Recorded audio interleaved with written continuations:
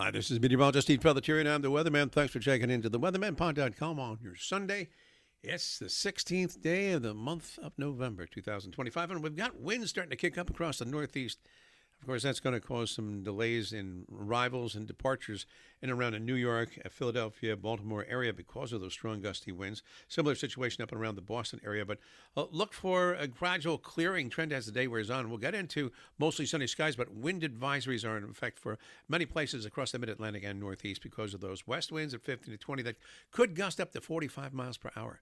Our temperatures starting out in the mid-50s, but falling sharply later this afternoon, and then tonight mostly cloudy, down to about 30 to 35, maybe a few snow showers across the northwestern section of Pennsylvania, central and western New York State, with those winds coming across the Great Lakes again.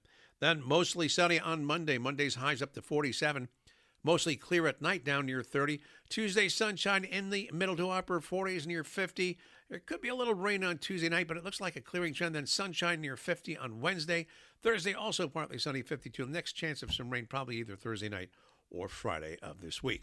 Now, if you're traveling by air today, well, there's always going to be delays because of either equipment, like the aircraft needs some maintenance or something goes wrong, or because of across the slowdown because of the lack of enough controllers in the New York and Northeast system, for that matter, across the whole nation.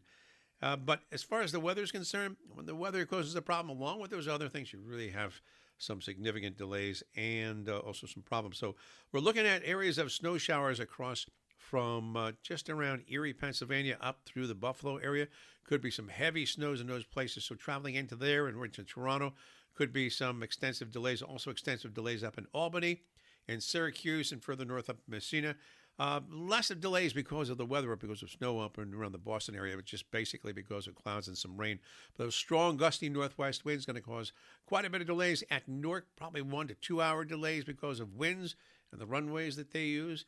You have at Newark the parallel system of 422 is a right and left, and those are the ones that they use most of the time. But when those winds start to kick up out of the west and northwest, they like to go up to the northwest runway. That's 1129, and sometimes the winds will cause very strong low-level turbulence, and that, of course, just makes everything even that much more delays and precarious for a lot of the pilots and for those flying in and out of the Newark area.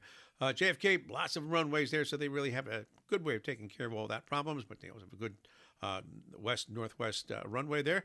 And at LaGuardia, of course, they have the two runways, and with that situation, you usually get a pattern of taking off on one, landing on the other, so things really move along. It's at Newark, though, they usually have a lot of problems. Down at Philadelphia, one runway, the main used there. I'm going to have strong northwesterly winds, so some delays into there, but nothing major.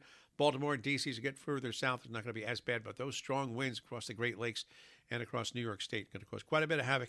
Maybe some lake effect snows once again in those places as mentioned. Dry weather down in Atlanta, but the front will be moving through. Charlotte also having a north flow and a clearing trend. Clearing in Chicago, but cold up in Minneapolis, St. Paul. West Coast, still raining. Central Southern California from San Diego to L.A., all the way up to San Francisco and even up to Seattle and Portland. And some heavy downpours there could cause some flash flooding all along the West Coast. That problem will most likely linger into Sunday night, so it's causing some delays into those places. Normally, no big delays into L.A. and San Francisco because, well, the weather's usually pretty good, except for San Francisco. They can get up and down, but well, quite a bit used to that type of weather pattern there. Similar situation up in Seattle and Portland, but down in L.A. and San Diego, when you have some of these big storms going through, it could cause some extensive delays. Central and South Florida also looking good. Houston, Dallas, no problems there. I'm meteorologist Steve Pellettiere, and I am the Weatherman. Hope you have a great day today. Talk to you first thing tomorrow. See you then.